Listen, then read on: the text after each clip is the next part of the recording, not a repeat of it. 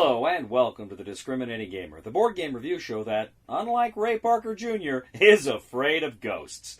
But ladies and gentlemen, I don't want to talk to you about ghosts today, rather I want to talk to you about vampires. That's right, I want to talk about The Wars from IDW Games.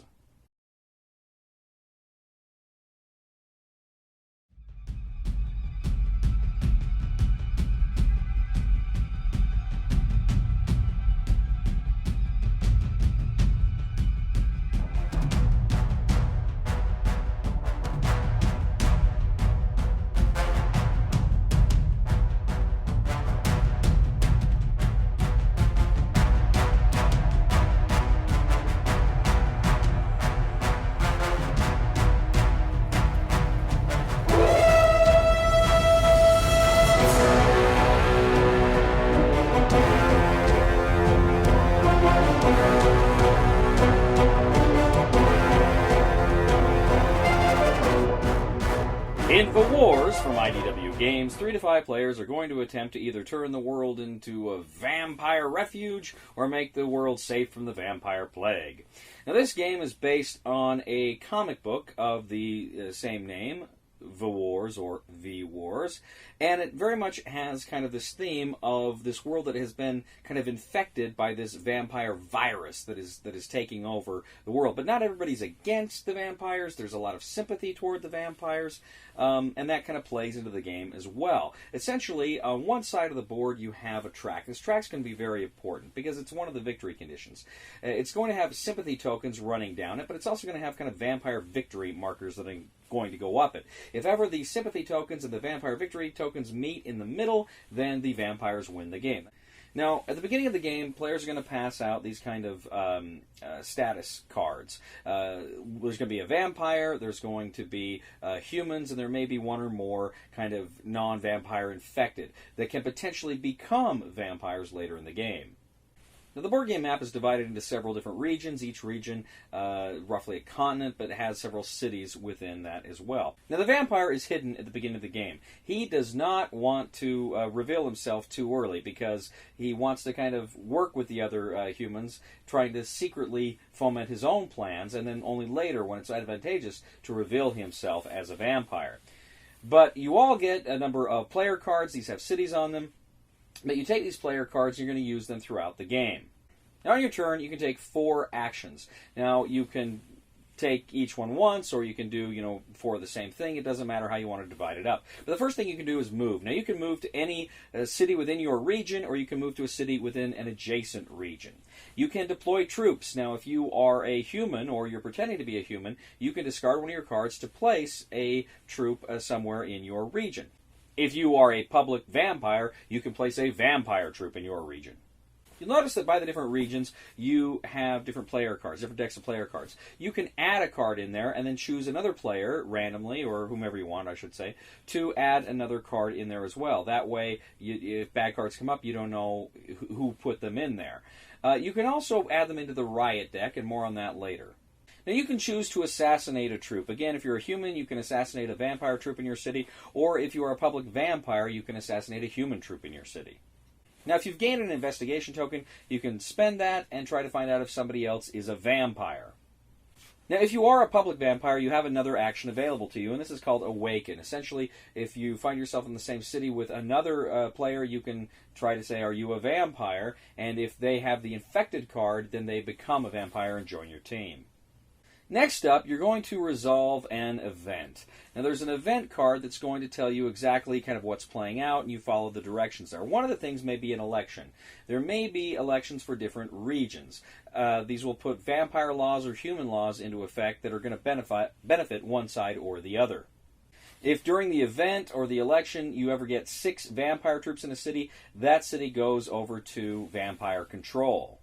Now, next, you're going to have Riots. You got the Riot deck. You're going to add that to the Region deck, and you're going to go ahead then and flip the first card over.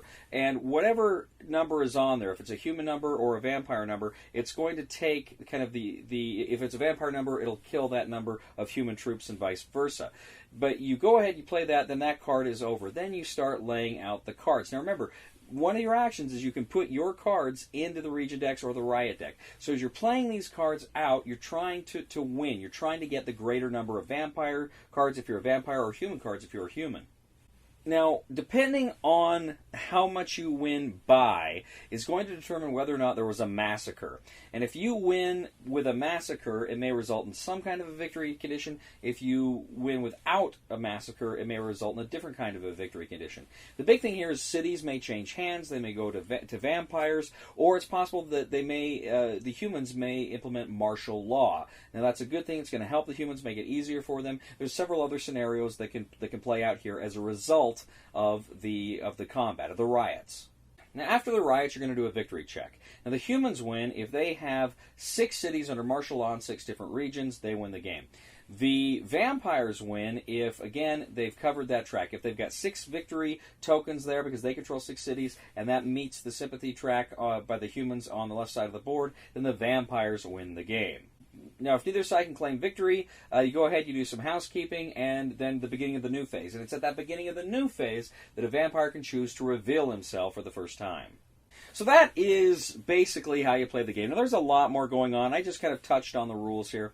But this is a game, of course, hidden traitors. It's also a game of kind of deception, bluff, and double bluff. There's a lot going on in this game. First of all, I want to take a look at the production. The artwork on this game is really good. Really like the vampire artwork. I think some of it is actually incorporated directly from the comic books, and it looks fantastic. The theme is eerie. The theme is dark and fun, and I really like that. I like, for the most part, the board because it's just this red kind of techno, but also bloody. I like that. Although it is kind of hard to differentiate some of the regions. The way the lines run is kind of difficult to keep track of those, because unless you're looking really close at them, because they're very similar.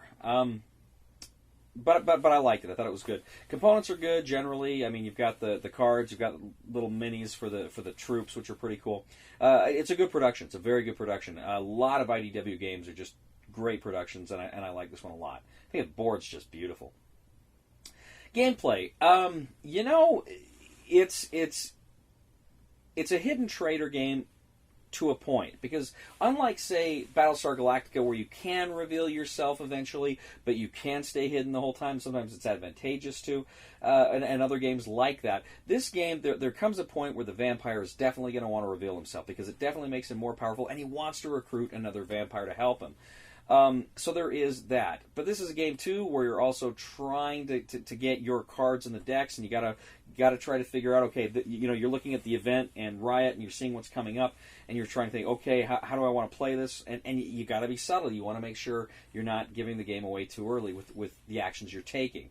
So you gotta play coy. If you're the vampire at the beginning of the game, I'm going to assassinate some of those vampire troops. I'm going to, yay, go humans. You really got to play some of those elements of the game. It's a fun game. It's an interesting game. I liked it. I don't know that I love it. In fact, I don't love it. I don't love it because I feel like it never quite is interesting as it is, and as fun as the mechanics are.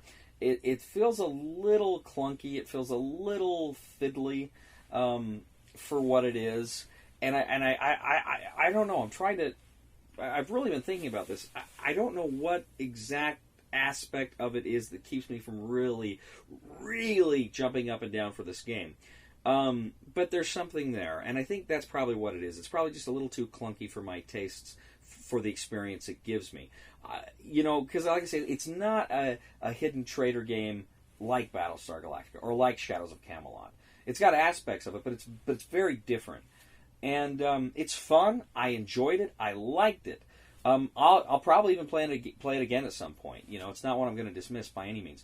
But I don't know. It's not. I'm just not. Oh, I can't wait to play that again. I can't wait to play it again.